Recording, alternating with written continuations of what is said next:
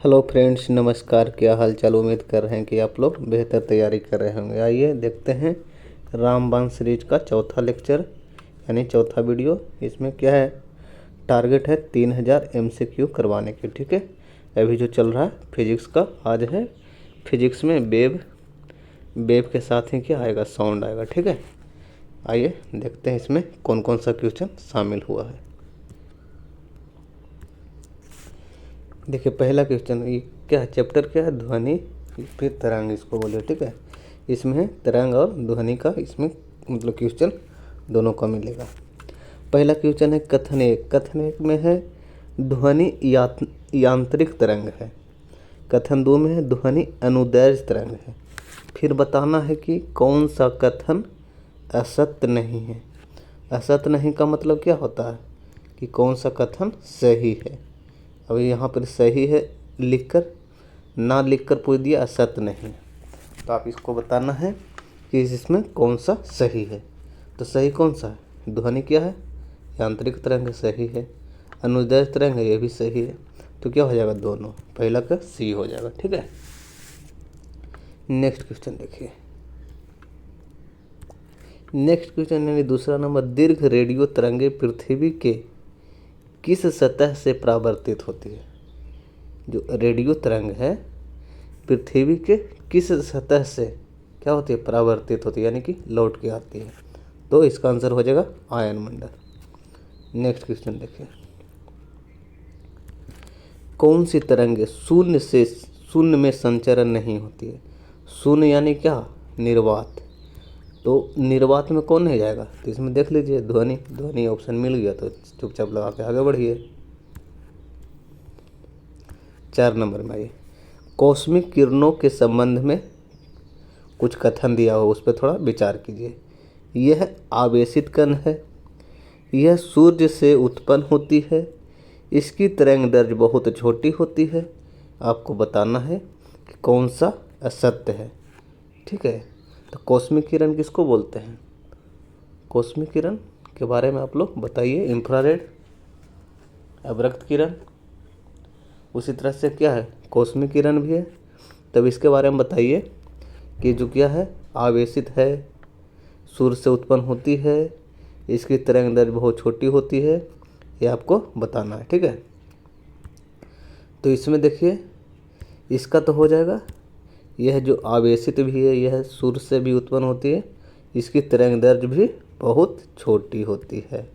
तो इसलिए इसका आंसर कौन सा हो जाएगा, क्वेश्चन नंबर कितना है, 4। 4 का आंसर कौन सा हो जाएगा, 4।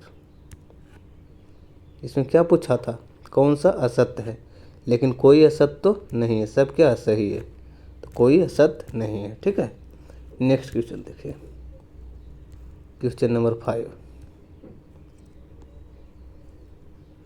क्वेश्चन नंबर 5 है, निम्नलिखित में किसके लिए माध्यम की आवश्यकता नहीं होती है। माध्यम की आवश्यकता किसके लिए होती है, ये क्या है, विकिरण लिखा हुआ, चालन लिखा हुआ, संवहन लिखा हुआ, यानी कि ऊष्मा को क्या है, एक स्थान से दूसरे स्थान संचरण के लिए है, क्या है, माध्यम है। कि जैसे विकिरण माध्यम से क्या होता है, ऊष्मा का संचरण होता है, चालन माध्यम से होता है, संवहन से भी होता है।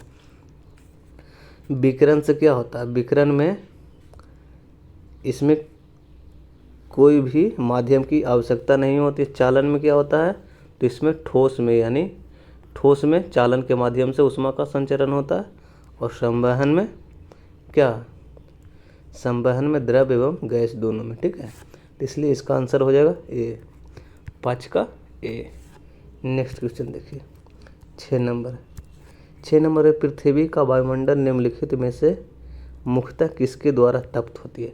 यानी कि जो पृथ्वी का जो वायुमंडल है किसके द्वारा गर्म होता है।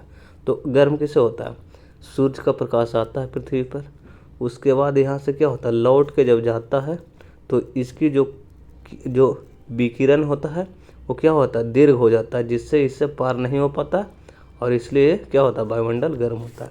तो देखिए कहाँ है, जहाँ भी मिलो है उससे लगा दीजिए। यानी दीर्घ तरंग और स्थलीय विकिरण। ठीक है, नेक्स्ट आगे बढ़िए। 7 नंबर, तरंगदैर्घ्य के बारे में निम्नलिखित कथनों पर विचार कीजिए। तरंगदैर्घ्य के बारे में, इसको एंगस्ट्रम में क्या कहा जाता है, मापा जाता है। 2 लगातार गर्त के बीच की दूरी को क्या कहेंगे, तरंगदैर्घ्य कहेंगे। या फिर 2 लगातार श्रृंग के बीच की दूरी को तरंगदैर्घ्य कहेंगे। बताइए आप लोग।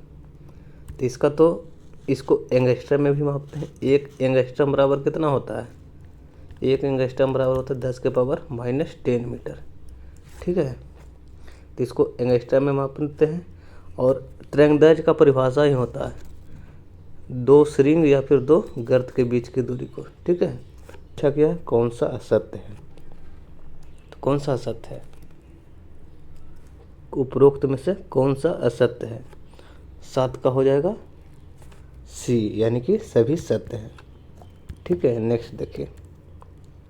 नेक्स्ट है विद्युत चुंबकीय तरंगों की वेग होती है।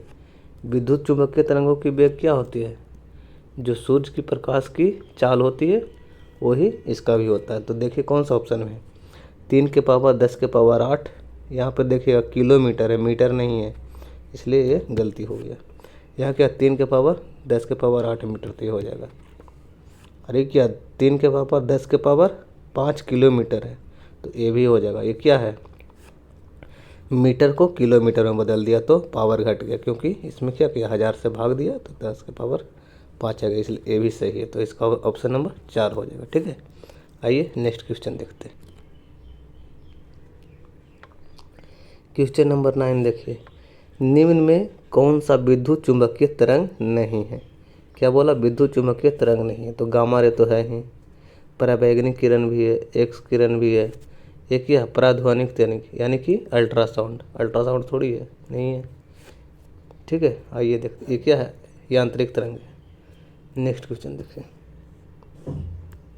नेक्स्ट है 10 नंबर, निम्न में से किसकी तरंग लंबाई सबसे अधिक होती है। तरंग लंबाई सबसे अधिक होती है।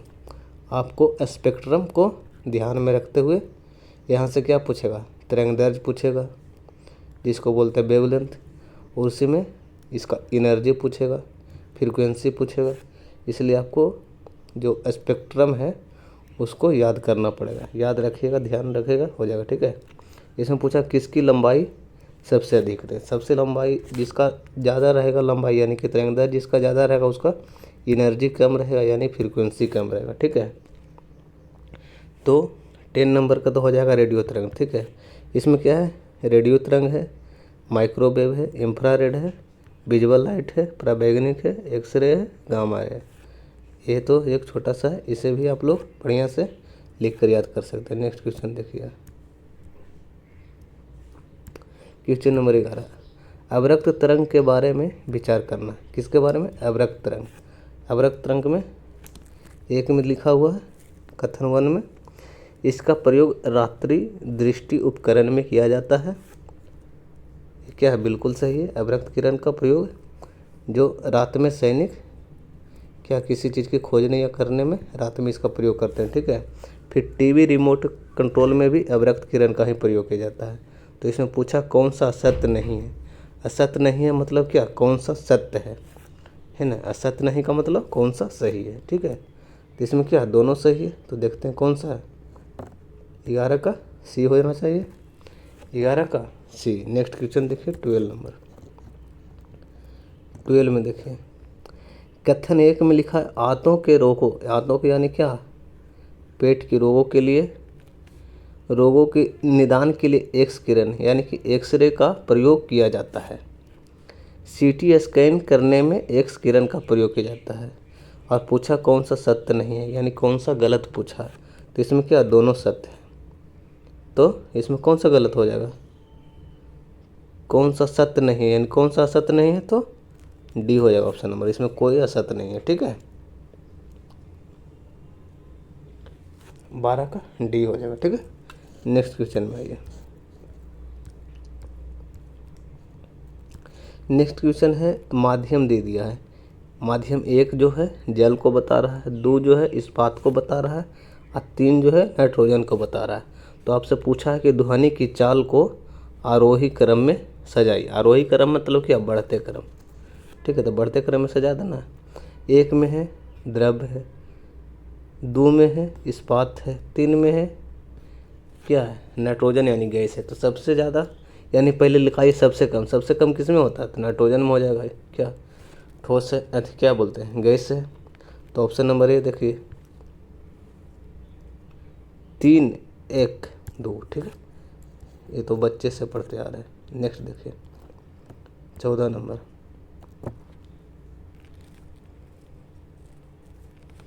14 नंबर क्वेश्चन है, ध्वनि की चाल वायु में लगभग होती है, कितना होती है, 330 मीटर पर सेकंड।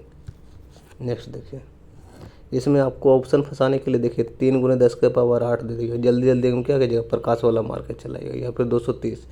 इसको क्या करना, ध्यान से देखना। ठीक है, क्वेश्चन हल्का ही ज़्यादातर गलती होता है। स्पष्ट रूप से प्रतिध्वनि सुनने के लिए परावर्तित सतह से सुनने वाले के मध्य के बीच की दूरी कम से कम कितनी होनी चाहिए। अब यहाँ दीवार है, यहाँ से बोल रहे हैं, तो इस बीच की दूरी कितना होना चाहिए, मिनिमम 16.5 मीटर। 16.5 मीटर। ठीक है, इसी को बोलता है 17 मीटर अप्रोक्स। ठीक है, देख लीजिएगा। ठीक है, नेक्स्ट देखते हैं। किसी ध्वनि तरंग की आवृत्ति 4 किलोहर्ट्ज है और उसकी तरंग दैर्ध्य 35 सेंटीमीटर है, तो वह 3 किलोमीटर दूरी तय करने में कितना समय लेगा। अभी क्या आ गया, न्यूमेरिकल आ गया। पहले ये बताइए कि ध्वनि की चाल बराबर क्या होता है, फार्मूला सीधा हम लोग जानते हैं क्या चीज़, चाल बराबर दूरी बटे समय, जानते हैं। अब यहाँ क्या दूरी है ही, समय को लिख देते हैं 1 बटे समय। कोई दिक्कत नहीं। 1 बटे समय को यानी कि 1 बटे टाइम को क्या बोलेंगे, फ्रीक्वेंसी बोलेंगे। यानी कि यहाँ पर हो जाएगा ध्वनि की चाल बराबर क्या हो जाएगा, दूरी को यहाँ क्या हो जाएगा, तरंग दैर्ध्य हो जाएगा। तरंग दैर्ध्य यहाँ क्या, फ्रीक्वेंसी 1/t का क्या करें बोलेंगे, फ्रीक्वेंसी। तो यहाँ पर चाल बराबर इसका निकल जाएगा, ध्वनि के चाल बराबर क्या चीज़, तरंग दैर्ध्य गुने फ्रीक्वेंसी। तो यहाँ देखिए क्या लिखा हुआ है, फ्रीक्वेंसी दिया हुआ है, तरंग दैर्ध्य दिया हुआ है। दोनों को कर लेंगे गुना, निकाल लेंगे क्या चीज़, चाल निकाल लेंगे ध्वनि की। और ध्वनि के चाल निकाल लेंगे तो फिर यहाँ क्या है, दूरी दिया हुआ 3 किलोमीटर।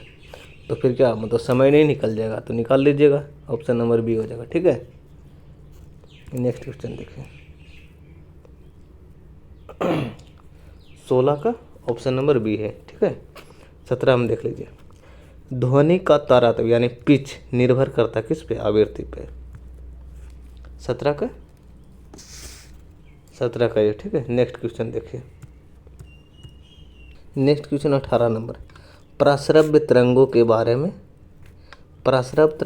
निम्नलिखित कथनों पर विचार कीजिए। प्राश्रव्य तरंग मतलब क्या होता है कि इसका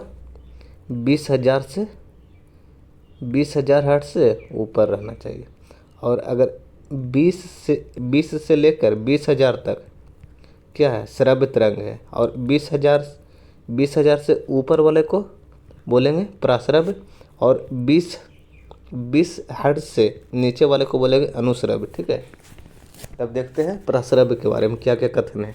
ये कीड़ों को क्या कर सकती है, नष्ट कर सकती है, मार सकती है। ठीक है, एक कपड़ों से धूल हटाकर साफ कर सकती है। इनका प्रयोग भ्रूण जांच के लिए भी किया जाता है। यही क्वेश्चन इतना सिर्फ उठाकर दे दिया था बीपीएससी। ठीक है, तो इसका प्रयोग कीड़ों को नष्ट करने के लिए, कपड़ों को साफ करने के लिए, भ्रूण जांच के लिए, सभी में किया जाता है। तो क्या है, सभी सही है, 2 सही है, 1 सही है, सभी गलत है। तो क्या है, सभी सही है।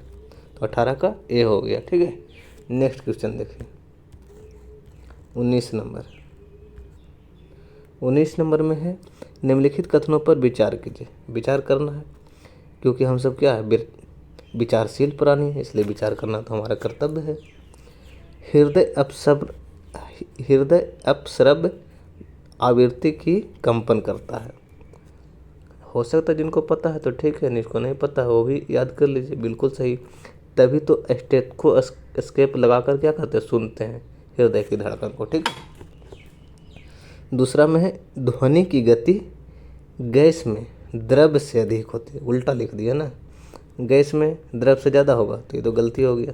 यहीं पे लगाते जाइएगा सही गलत ऐसे क्वेश्चनों में। मैक संख्या ध्वनि की गति पर आधारित है, बिल्कुल सही। जो मतलब हवाई जेट जो होता है उसकी गति की मतलब किस में डिनोट किया जाता है, जेट की मैक संख्या में, ठीक है। प्राश्रव्य ध्वनि की आवृत्ति 20,000 हर्ट्ज से कम होती है। अभी थोड़ा सा पहले यही एक्सप्लेन किए हैं कि 20,000 से ज़्यादा होता है, यहाँ क्या है कम है, तो ये भी गलती हो गया। यानी कि 1 सही है और 3 सही है, और गलती में 2 और 4 गलती है। अब इसमें देखिए क्वेश्चन क्या है। क्वेश्चन है कथनों में सभी सत्य है, ये तो पहले ही गलत हो गया क्योंकि गलती भी है। 1 2 3 सत्य है, 1 2 3 सत्य कैसे हो गए, 2 तो गलती है तो ये भी गलती हो गई। 2 और 4 असत्य है, ये हो गया, ठीक है, क्योंकि 2 और 4 गलत है। नेक्स्ट क्वेश्चन देखिए, क्वेश्चन नंबर 20। डेसिबल इकाई का प्रयोग किसके मापने के लिए किया जाता है, सब जानता है, ध्वनि की तीव्रता के लिए, ठीक है। नेक्स्ट क्वेश्चन देखते हैं। नेक्स्ट क्वेश्चन है ध्वनि की तीक्ष्णता किसके द्वारा निर्धारित किया जाता है। ध्वनि की जो मतलब तीक्ष्णता है यह आवृत्ति पर निर्भर करता है, किस पे, आवृत्ति पर, तो इसका ऑप्शन नंबर बी हो जाएगा। नेक्स्ट है यदि ध्वनि वायु से जल में प्रवेश करती है, क्या करती है, वायु में थी और आज क्या जल में प्रवेश कर गई, तो क्या नहीं बदलेगा, क्या नहीं बदलेगा, क्या नहीं बदलेगा, तो आवृत्ति नहीं बदलेगा, क्योंकि यहाँ से आएगा तो वेग बदल ही जाएगा, तो फिर तरंग दैर्ध्य बदल जाएगा अपने आप, आयाम भी चेंज होगा, लेकिन आवृत्ति जो है उसकी फ्रीक्वेंसी चेंज नहीं होगी, ठीक है। ये तो रहा तरंग की क्वेश्चन, ठीक है। और इसी तरह आगे भी वीडियो आते रहेगा, इसलिए आप इसे लाइक कर सकते हैं, दोस्तों के साथ शेयर कर सकते हैं, जो लोग नए हैं चैनल को सब्सक्राइब कर सकते हैं, ठीक है। धन्यवाद।